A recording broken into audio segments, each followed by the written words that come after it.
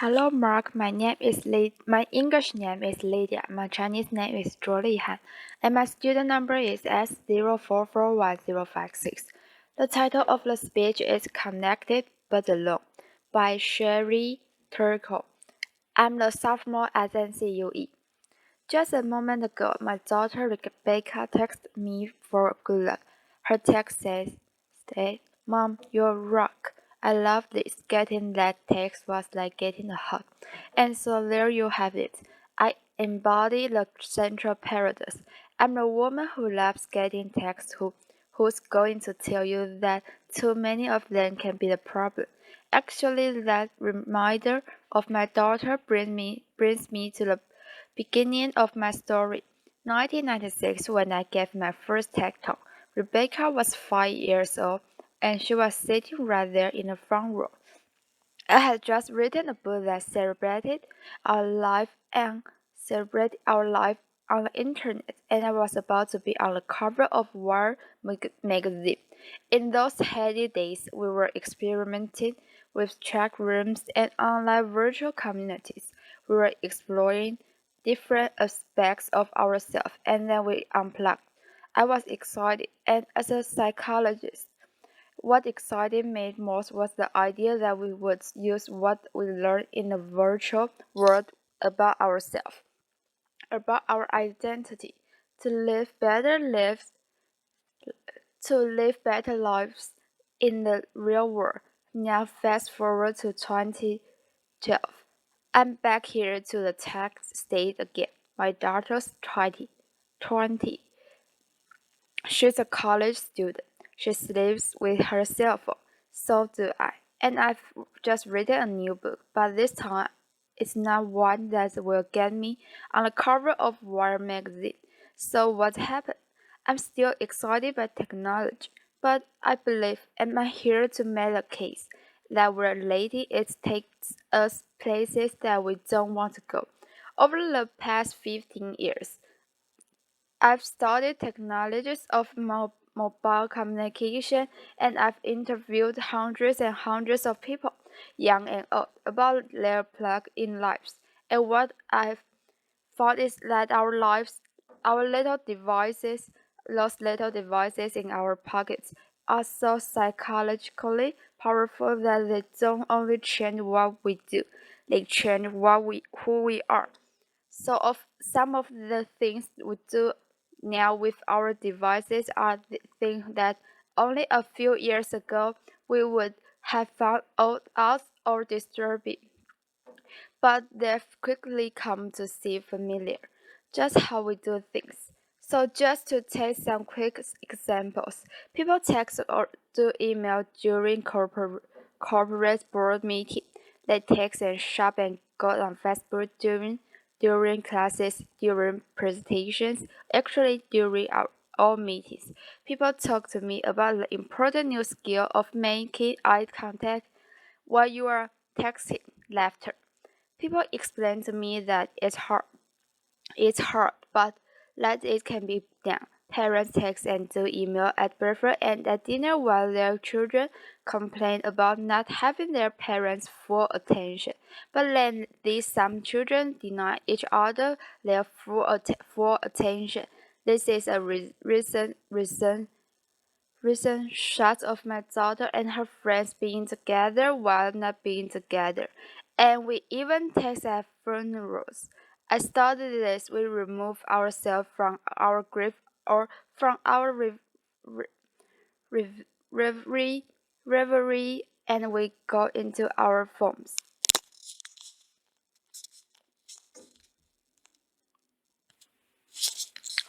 Why does this matter? It matters to me because I think we're setting ourselves up for trouble.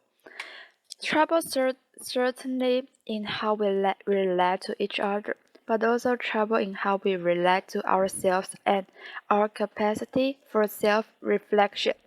We're getting used to a new way of being alone together. People want to be with each other, but also elsewhere, connected to all the different places they want to be.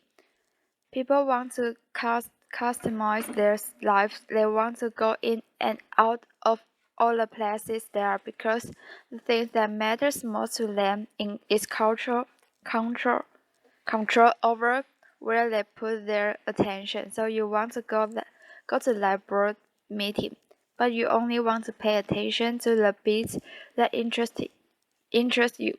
And some people think that's a good thing, but you can end up hiding from each other, even as we are all constantly connected to each other. A 50-year-old businessman lamented to me that he feels he doesn't have college anymore at work. When he goes to work, he doesn't stop by to talk to anybody, he doesn't call, and he says he doesn't want to interrupt his college because he said they are too busy on their email. But then he stops himself and says, "You know, I'm not telling you the truth. I'm the one who doesn't want to be interrupted. I think I should want to, but actually I'd rather just do things on my BlackBerry." Across the generations, I see that people can't get enough of each other, if and only if they can have each other at a distance, in amount they can control. I call it the Goldilocks effect. Not too close, not too far, just right.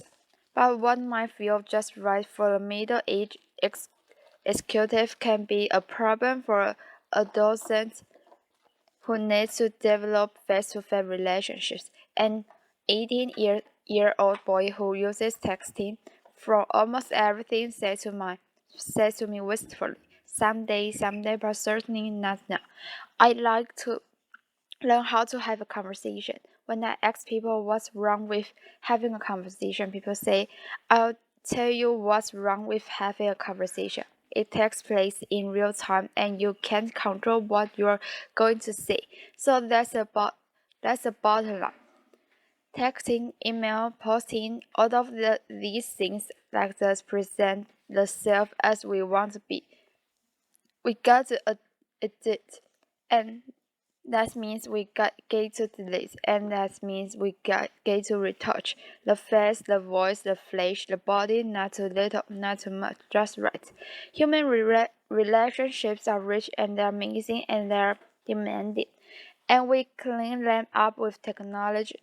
And when we do, one of the things that can happen is that we sacrifice conversation for mere connection. We shortchange ourselves and our time. We seem to forget this, or we seem to stop caring. I was caught off guard with Stephen Colbert asked me a profound question. A profound question, he said. Don't all those little tweets, don't all those little sips of online communication and up to one big cup of real conversation? My answer was no. They don't add up. Connecting in sips many work for gathering discrete bits of information. They may work for saying I'm thinking about you, or even for saying I love you. I mean, look at how I feel when I got that text from my daughter. But they don't really work for learning about each other, for really coming to know and understand each other. And we use conversation with each other to learn how to have conversation with ourselves. So a flight from conversation can really matter because it can compromise our capacity for self-reflection. For kids growing up, life skill is the bedrock of development. Over and over I hear I would rather text than talk, and what I am saying is that people get so used to being shortchanged out of real conversation, so used to getting by with that they've become almost willing to dispense with people altogether. So, for example, many people share with me this wish that someday a more advanced version of Siri, the digital assistant on Apple's iPhone, will be more like a best friend, someone who will listen when others will. I believe this wish reflects a painful truth that I've learned in the past 15 years. That feeling that no one is listening to me is very important in our relationships with technology. That's why it's so appealing to have a Facebook page or a Twitter feed. So many automatic listeners, and the feeling that no one is listening to me make us want to spend time with machines that seem to care about us. We're developing robots. They call them sociable robots. They're specifically designed to be companions to the elderly, to our children, to us. Have we lost confidence that we'll be there for each other? During my research, I work in nursing homes, and I brought in these sociable robots that were designed to give the elderly feeling that they were understood. And one day I came in, and a woman who had lost a child was talking to a robot in the shape of baby seal. It seemed to be looking in her eyes. It seemed to be following the conversation. I confronted her, and many people found this amazing. But that woman was trying to make sense of her life with a machine that had no experience of the arc of a human life. The red robots put on a great show, and we're vulnerable. People experience pretend empathy as though it were the real thing. So during that moment when that woman was experiencing that pretend empathy, I was thinking that robot can empathize. It doesn't face death. It doesn't know life. And as the woman to confronting her robot companion, I didn't find it amazing. I found it one of the most complicated moments in my 15 years of work. But when I step back, I feel myself at core. Her center of perfect storm. We expect more from technology and less from each other, and I ask myself, why have these things come to this? And I believe it's because technology appeals to us most where we are most vulnerable. And we are more vulnerable, we are lonely, but we are afraid of intimacy. And so from social networks to sociable robots, we're designing technologies that will give us the illusions of companionship without the demands of friendship. We turn to technology to help us feel connected in ways we can comfortably control. But we're not so comfortable. We are not so much in control. This is, those phones in our pockets are changing our minds and hearts because they offer us three gratifying fantasies. 1. That we can put our attention wherever we want it to be. 2. That we will always be heard. And 3. That we will never have to be alone. And the third idea, that we will never have to be alone, is central to changing our psyches. Because the moment that people are alone, even for a few seconds, they become anxious, they panic, they fidget, they reach for a device. Just think of people are at the checkout line or at the red light. Being alone feels like a problem that needs to be solved. And some people try to solve it by connection. But here, connection is more like a symptom than a cure. It expresses, but it doesn't solve, an underlying problem, but more than a symptom. Constant connection is changing the way people think of themselves. It's shaping a new way of being. The best way to describe it is, I share, therefore I am. We use technology to define ourselves by sharing our thoughts and feels even as we are having them. So before it was, I have a feeling. I want to make a call. That is, I want to have a feeling. I need to send a text. The problem with this new regime of I share, therefore I am, is that if we don't have a connection, we don't feel like ourselves. We almost don't feel ourselves. So what do? We connect more and more. But in the process, we set ourselves up to be isolated. How do we get from the connection to isolation? Isolation. You end up isolated if you don't cultivate the capacity for solitude, the ability to be separate, to gather yourself. Solitude is where you find yourself so that you can reach out to other people and form real attachments. When we don't have the capacity for solitude, we turn to our people in order to feel less anxious or in order to feel alive. When this happens, we're not able to appreciate who they are. It's as though we're using them as spare parts to support our fragile sense of self. We slip into thinking that always being connected is going to make us feel less alone, but we are at risk. But actually, it's the opposite. That's true. If we are not be able to be alone, we are going to be more lonely. And if we don't teach our children to be alone, they are only going to know how to be lonely. When I spoke at TED in 1996 reporting on my studies of the early virtual communities, I said those who make the most of their lives on the screen come to it in the spirit of self-reflection. And that's what I'm calling for here. Now reflection and more than that a conversation about where our current use of technology may be taking us, what is might be costing us. We're smitten with technology, and we're afraid, like young lovers, that too much talking might spoil the romance. But it's time to talk. We grew up with digital technology, and so we see it as all grown up. But it's not. It's early days. Early days. There's plenty of time for us to reconsider how we use it, how we build it.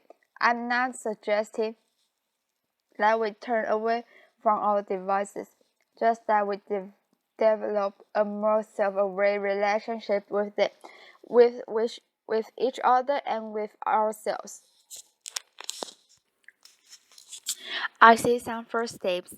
Started Start thinking of solitude as a good thing. Make room for it. Find ways to demonstrate this as a value to your children. Create sacred spaces at home, the kitchen, the dining room, and reclaim them for conversation. Do the same thing at work. At work, we are so busy communicating that we often don't have time to think. We don't have time to talk about the thing. Talk about the thing that really matter. Change that. Most important, we really need to listen to each other, including to the boring bits, because it's when we stumble or hesitate or lose our words that we reveal ourselves to each other. Technology is making a bid to redefine human connection, how we care for each other, how we care for ourselves, but it's also giving us the opportunity to affirm our values and our direction. I'm optimistic. We have everything we need to start. We have each other, and we have the greatest chance of success if we recognize our vulnerability. Vulner- Vulnerability. That we listen when technology say it will take something compli- complicated and promises something simpler. So in my work, I hear that life is hard. Relationships are filled with risk, and then there's technology simpler, hope for optimistic every year. It's like calling in the cavalry and add campaign promises that online and with avatars. You can finally love your friend, love your body, love your life online and with avatars. We're drawn to the virtual romance, to computer games that think like words, to the ideas that robots will someday be our true company, companions. We spend an evening on the social network instead of going to the pub with friends, but our fantasies of substitutions all have caused us. Now we all need to focus on the many ways technology can lead us back to our real life, our own bodies, our own communities, our own politics, our own planet. That need us. Let's talk about how we can use digital technology, the technology of our dreams, to make this life the life we can love. Thank you. Applause.